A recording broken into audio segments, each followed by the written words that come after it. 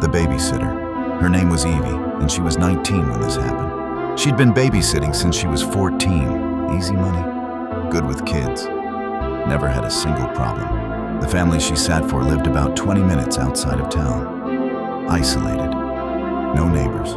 Just trees, silence, and the sound of gravel under your tires. The first time she drove out there, she thought it was peaceful. By the fifth visit, she couldn't name what replaced that feeling. Just a low hum of something wrong she couldn't point to. The night everything changed. The parents left at 7. Both kids were upstairs watching a movie. Evie settled on the couch with her phone. Normal, easy, just like always. Then, at 8:17 p.m., she heard the footsteps. From directly above her, the second floor. Slow, heavy, moving from one end of the hallway to the other. She called up the stairs. Max called back. "Yeah, we're watching the movie." And she told herself it was nothing. Old house, wooden floors. These places make noise. 20 minutes later, she heard it again. This time, it was different. Slower, heavier, adult weight on those boards. Deliberate, measured, moving the full length of the hallway and then pausing. She went upstairs. Max was in bed. Clara was asleep with her stuffed bunny. Both kids, exactly where they were supposed to be. She went back downstairs and texted the mom. "Hey, is anyone else supposed to be in the house tonight?" The response came back immediately. "No, why?" Then her phone rang. It was the mom, and her voice was different, tight, stripped of warmth. "Evie, listen to me. Take the kids and go outside right now. Don't ask questions. Just go." The bottom dropped out of Evie's stomach.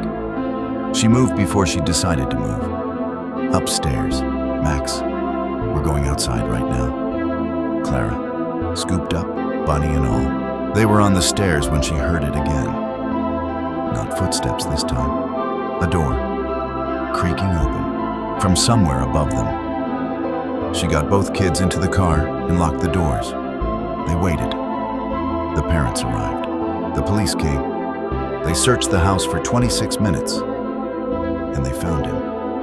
A man, pressed into the far corner of the attic, behind the insulation and old storage boxes. He'd been there long enough that there was food. A water bottle, a jacket. Nobody knew how long he'd been up there. Listening, watching, waiting. Evie never babysat again, and she still, to this day, checks the attic hatch of any house she moves into before she agrees to live there. Story 2, the locked door. This one happened to Danny, who was 17 at the time. Both parents worked night shifts. Danny had been home alone most evenings for 2 years. They weren't scared of it. They actually preferred it. The whole house to themselves. Stay up as late as they wanted.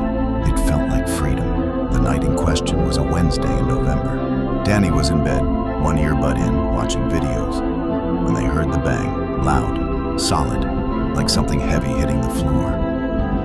Danny pulled the earbud out, listened. Nothing. Probably something fell in the kitchen. Then it came again. But this time, it wasn't a bang. 3 slow, deliberate knocks. A pause. 3 more. Danny got out of bed, turned on the phone flashlight, and moved to the top of the stairs. The front door was open, not wide, just an inch or two. Enough for a sliver of orange streetlight to bleed into the entryway. Danny had locked that door. They were certain of it. Same routine, every night, for 2 years. Then they noticed the scratch marks. Deep gouges in the wood near the handle, multiple marks, going in different directions. Danny took one step down the stairs, and then knock, knock, knock, from behind them. They spun around. The hallway was empty. But the sound was there, from somewhere inside the house. From the back hallway, from the direction of a door that was always kept closed. Danny didn't investigate. They ran, out the front door, barefoot on the cold November sidewalk, straight to the neighbor's house. The neighbor called the police. The officers checked every room, every closet, under every bed. They didn't find anyone. What they found was the back door, wide open. The back door, always locked, never touched. Wide open to the dark alley behind the house. Whoever had been there was gone. The thing Danny still thinks about, even now, isn't the scratches on the doorframe. It isn't the open front door, it's the knocking from inside. If someone had come in through the back and left through the back, what were they waiting for? Why did they want Danny to come toward them in the dark? I don't stay alone anymore, Danny told me. I mean, I'm an adult. I live alone by default. But I have 3 locks on every door, and I don't care who thinks that's excessive. You stop worrying about what's excessive pretty fast after something like that. Story 3. The voice on the baby monitor. This last one still messes me up.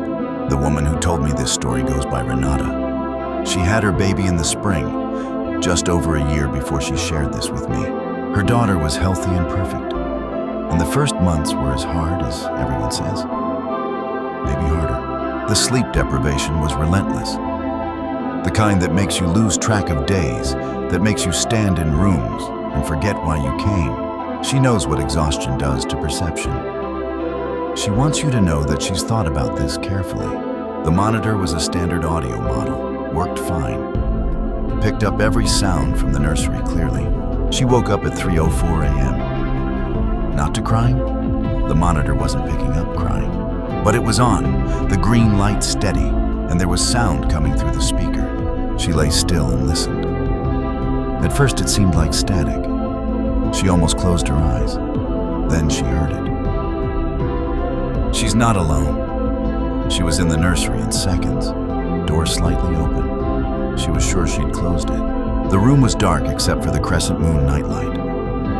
Her daughter was in the crib, asleep, completely still. Renata checked every corner, closet, under the crib, the attached bathroom. Nothing. She told herself it was interference, a neighbor's signal bleeding into the monitor's frequency. She told herself this until she believed it. And then she went back to bed. The next night, she woke at 3:12 a.m. The monitor was on. She lay completely still and listened. At first, silence. Then, humming, low and slow, wandering without melody, distorted by the speaker.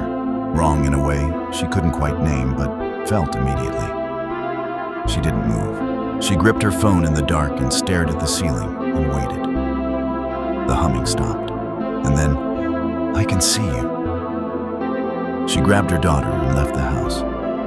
Didn't take anything else. Called her mother from the driveway and drove straight there. She stayed away for a week. When she came back, she and her brother went through every room, every window, every lock, every corner. Nothing was disturbed, nothing was missing, nothing was out of place, except the monitor. It had been sitting on a shelf near the window when she left. Now it was on the floor, facing the corner, unplugged. She had not unplugged it. Her brother stood in the doorway and looked at the monitor, and then looked at her. And neither of them said anything for a long time. "I just know what I heard," she told me. "I know what I heard, and I know what I found when I came back. And that's all I'm going to say about it." Outro: 3 stories, an attic, a back door, a monitor on the floor, facing the corner. People will tell you there's always an explanation. And sometimes there is. Sometimes it's an intruder with a name and a police report at the end of it. But sometimes you check every room and come up empty. Sometimes you come home and something has moved and you'll never know who moved it. Evie still checks attic hatches. Danny still has 3 locks on every door. Renata still sleeps with her daughter in the same room. That's the thing about this kind of darkness. It doesn't leave a clean wound. It just quietly changes you. The way you check the locks, the way certain kinds of silence start to feel different. There's a sound a house makes when it's truly empty, and a sound it makes when it isn't. Most of us never learn the difference. Some of us aren't so lucky. Subscribe if you want more, because there's always more waiting in the dark. And remember, you're never really alone.